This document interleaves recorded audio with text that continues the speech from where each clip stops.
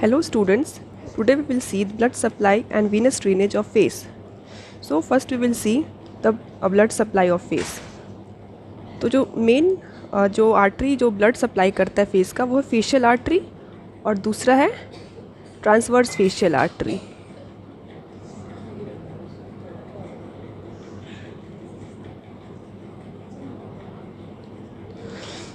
तो शुरू करेंगे। ये है हमारा कॉमन कैरोटिड आर्टरी।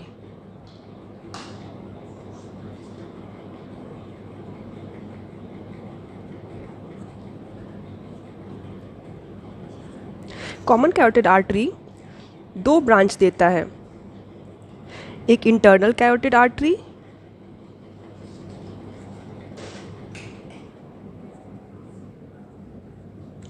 और दूसरा एक्सटर्नल कैरोटिड आर्टरी।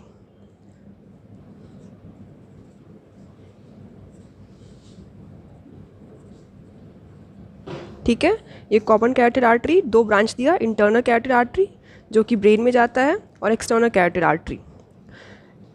तो जो उसके बाद फिर ये एक्सटर्नल कैरोटिड आर्टरी आगे की ओर बढ़ता है ऊपर और हमारे फेस में एक फेशियल आर्टरी देता है।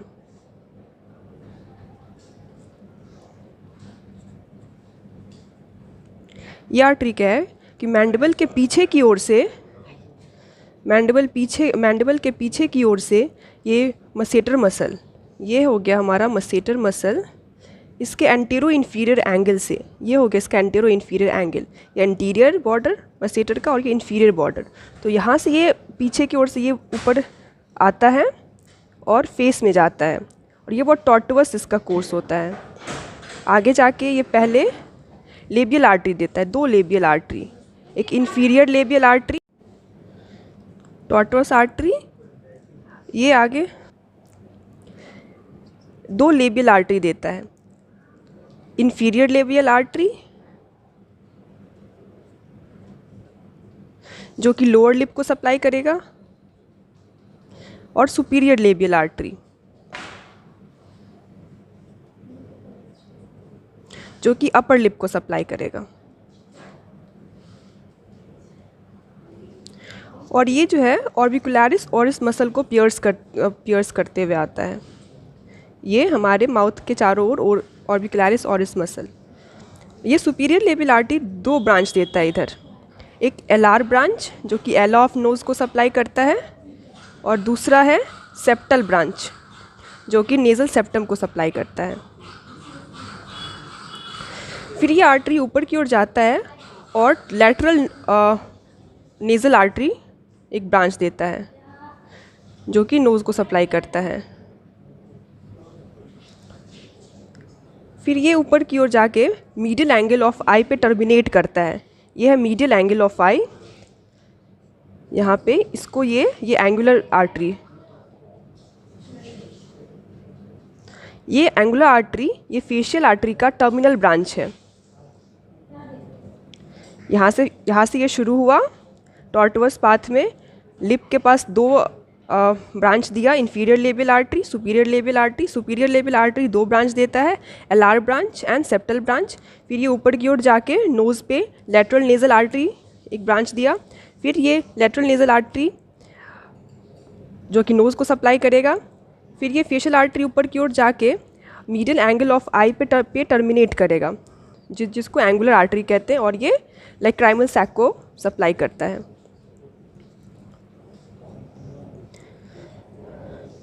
अब ये है हमारा सुपरफिशियल टेम्पोरल आर्टरी।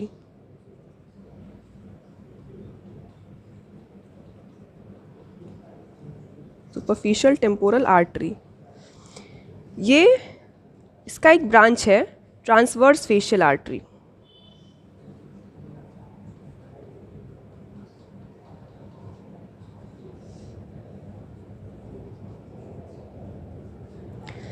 ये पैरोटिड ग्लैंड से मर्ज होता है और मसेटर मसल के ऊपर से होते हुए जाके ये पैरोटिड ग्लैंड और मसेटर मसल को सप्लाई करता है। फिर इसके बाद ये एक ब्रांच देता है मैक्सिलरी आर्टरी जो कि मैंडिबल के इन्फीरियर एल्वियोलर कनाल में एंटर करके इन्फीरियर एल्वियोलर आर्टरी बनता है, inferior alveolar artery, inferior alveolar canal में जाके बनता है ये। और ये मेंटल फोरामेन से निकलता है, तब इसको हम कहते हैं मेंटल आर्टरी।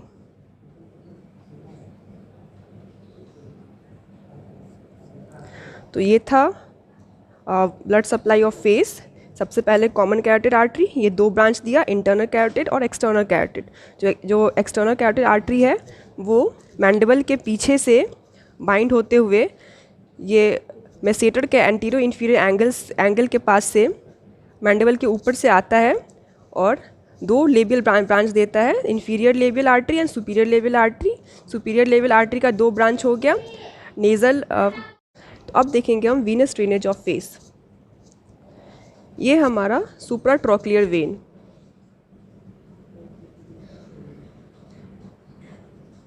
ये है सुप्रा ऑर्बिटल वेन।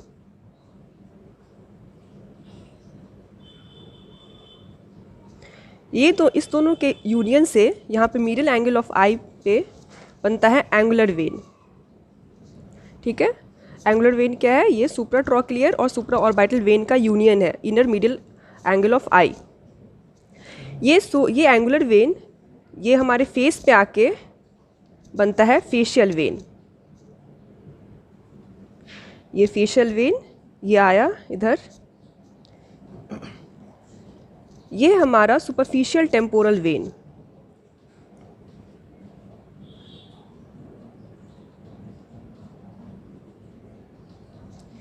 इसका एक ब्रांच है मैक्सिलरी वेन, जो कि मैक्सिला में से डीऑक्सीजनेटेड ब्लड को लेके आता है, मैक्सिलरी वेन। ये हमारे मैंडिबल के पीछे से आता है तब इसको हम कहते हैं रेट्रोमैंडिबुलर वेन, क्योंकि ये मैंडिबल के पीछे से आ रहा है, रेट्रोमैंडिबुलर वेन। ये रेट्रोमैंडिबुलर वेन नीचे आता है और एंगल के नीचे यहाँ पे ये दो ब्रांच देता है, एक एंटीरियर ब्रांच और पोस्टीरियर ब्रांच।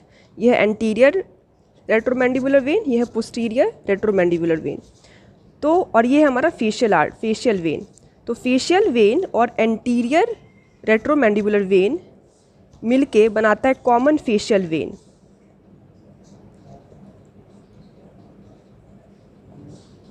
ठीक है, और ये common facial vein finally internal jugular vein में ड्रेन कर देता है।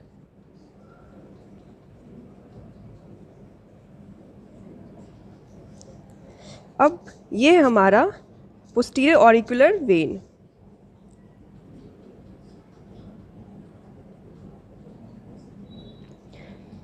ये पोस्टीरियर रेट्रोमैंडिबुलर वेन के साथ मिलके बनाता है एक्सटर्नल जुगुलर वेन।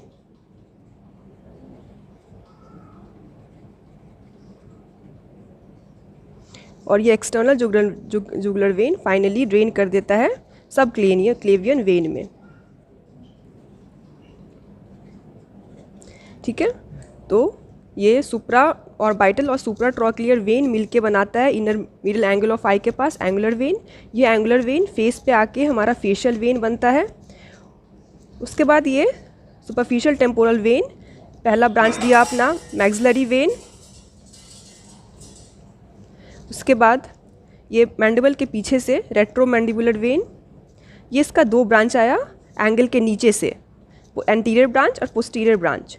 तो जो एंटीरियर ब्रांच है वो फेशियल वेन के साथ मिलके बनाता है कॉमन फेशियल वेन, और ये common facial vein finally drain कर देता है इंटरनल जुगुलर वेन में।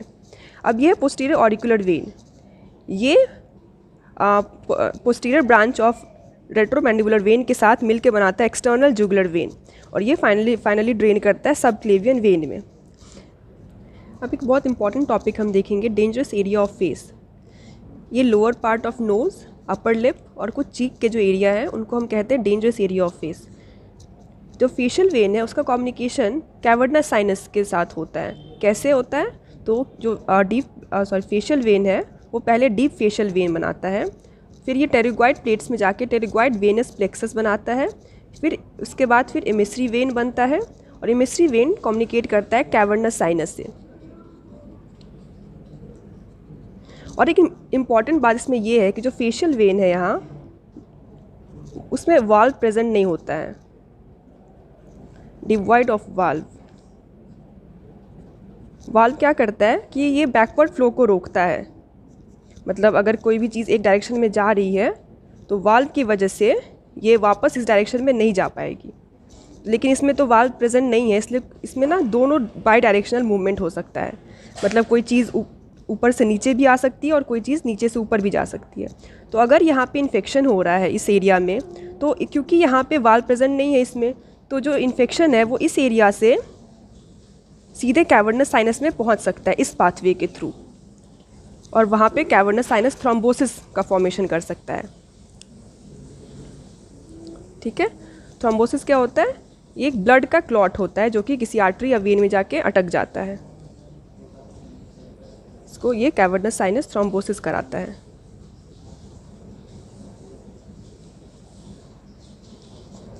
ठीक है, तो जो ये एरिया है इसको बहुत प्रोटेक्ट करके रखना होता है, क्योंकि यहाँ से इन्फेक्शन है वो सीधे कैवर्नस साइनस में जा सकता है। So that's it, thank you.